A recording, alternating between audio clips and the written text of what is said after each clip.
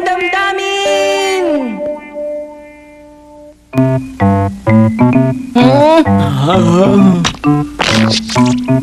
Nobita, gising! Gumising ka, sabi! Ano ba? Huwag ka naman manggulat dyan! Kanina pa kasi kita ginigising, parang wala kang naririnig. Kung ako sa'yo, mag-umpisa ka na mag-aral, tama na yung patamaran. Wala namang masama sa pagpapaalala. Nobita, nakikinig ka ba sa akin? Naiintindihan mo ba mga sinasabi ko sa'yo? Ano ka ba? Ang dami mo na nasasayang na oras. Gising na, Nobita! Tumahimik ka nga! Napakaingay mo! Nagpapahinga yung tao eh! Hayaan mo muna ako! Pero kasi, alam ko na, ang salamin ng damdamin! Tingnan mong mabuti, Nobita. Nasaan ako? Mawawala lahat ng saysay mga nasa paligid kung hindi mo ito bibigyan ng halaga. Kasi ibang mundo ka ngayon kung saan lalabas ang tunay mong nararamdaman. Ano naman ang pakialam ko? Kahit kailan talaga hindi ka nag-iisip. Ang totoo, nag-aalala ako sa pagiging tamad mo sa pag-aaral. Kung hindi mo gagalingan, wala talagang mangyayari sa'yo.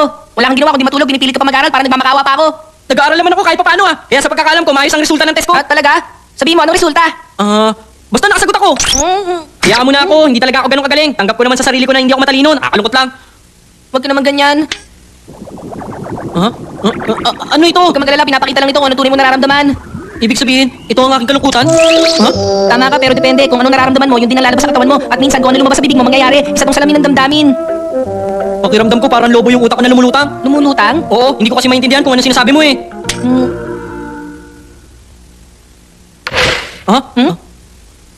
Lobo!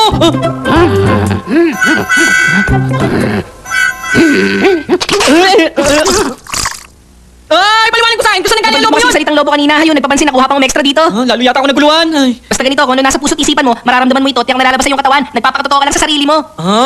Kung ganun pala, pwede ko ito malaro at masubukan. Hindi to laruan, parang kasi kabubuti mo. Kilala kita, pag pinagbigyan ka, umaabuso ka lalo.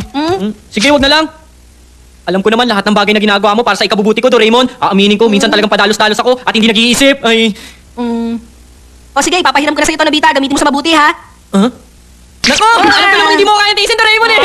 Sabi na nga ba, paglalaruan mo lang to eh. Sige, maiwan na kita dyan, Doraemon! Paano ko kaya gagamitin to? Ay, nako, susubukan ko na lang sa labas to. Sandali lang, Nobita. Saan ka pupunta? Ay, Sigurado ako maglalaro ka na naman sa labas, ano? nagkakamali kayo, hindi po. Napakabata mo pa, sinungaling ka na? Hindi mo iniintindihan mo sinasabi ko sa'yo. Puro laro lang ang nasa isip mo. Basta tandaan mo, ayoko makikita na mababa ang grades mo sa exam, ha? Hi. Rico! Rico! Sakit mo sa tenga! Rico! Ito na yata yung pinapaliwanag ni Doraemon kanina. Nararamdaman ko na. Ay. Ay. Nangalay yung bibig ko dun, ha? Yan talaga si Nobita. Sigurado ako na gagamitin na naman niya yung sa kalokohan. Masundan nga ang patang yun. Aba, yun pala siya. Pero parang malungkot na naman yata siya. Bakit ganun? Parang ang bigat-bigat ng nararamdaman ko ngayon. Baliga! Ay. Ha? Bakit parang laki naman yata ng problema mo? Hindi ko alam, wag mo na lang ako Huwag mo pansinin. masyadong damdamin ng buhay. Sige ka, ikaw din, tatanda ka kagad yan. Tingnan mo ko, hindi iniisip ang problema, palagi masaya. Masaya ka? Oo, kung hindi mo na itatanong, alam mo bang inimbitahan ako ng paborito kong artista na sina Iwamoto at Yasmin na makipag-date sa kanila? Talaga? Sikat na artista ang dalawang yun, totoo ba yun? Namang problema nga ako kasi nalilito ako kung sino pipiliin kong i-date sa kanilang dalawa eh. Ang hirap talaga maging gwapo, no?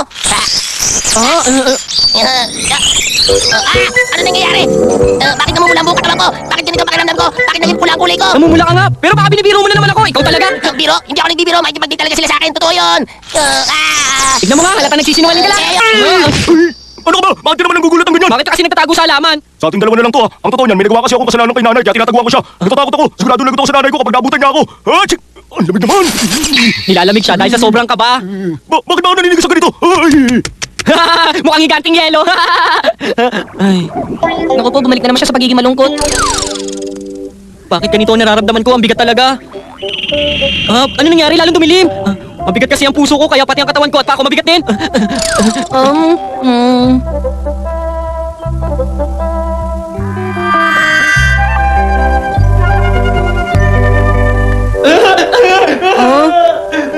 Nobita, tama na nga yan. Lumabas ka na dyan, halika rito, lumapit ka sa akin. Ako lang dilim-dilim ng mundo ko! Hindi na pala nangyayari, pinapakita lang talaga nito ang nararamdaman mo. Nobita, mabuti pa umuwi na tayo. Hindi ako uuwi. Iwan mo ako, gusto ko mapag-isa. Mapag-isa, pero parang okay naman yata yan. Ano sinasabi mo? Tagap ko, wala naman nakakaintindi sa nararamdaman ko. Wala namang kasi dapat nalungkot. Hindi ko kasi alam kung wala akong kwentang tao. Hindi ko kaya, gusto ko na tapusin ang buhay ko. Iwan mo yan, ano ba? Hindi mo lang pinagsasabi mo. Wala ka na pang hindi mo lang pag-iisip mo. Wala ka pumasok sa akin ko. Ano yan? Hindi mo sa akin. Parang nagkakagulo doon, ah. Ay, sino ba kayo? Bakit naman napakatuloy yata dyan? Ano ba pinag-awayan nyo? Ano po yung teacher? Parang boses ni. Ikaw ba yung Nobita? Nako, lagot ako nito. Akalain mo nga naman, tamang-tama ang pagkakataon. Buti na lang napadaan ako dito. Totoong gusto kitang makausap. Alam ko po yun. Siguradong tungkol po yan sa resulta ng test ko. Papagalitan niyo ako. Ha? Eh bakit naman kita pagagalitan? Ha?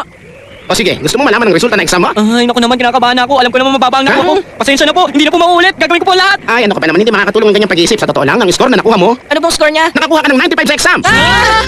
Hindi ako makapaniwala, 95! Ako rin hindi makapaniwala, isa tong himala.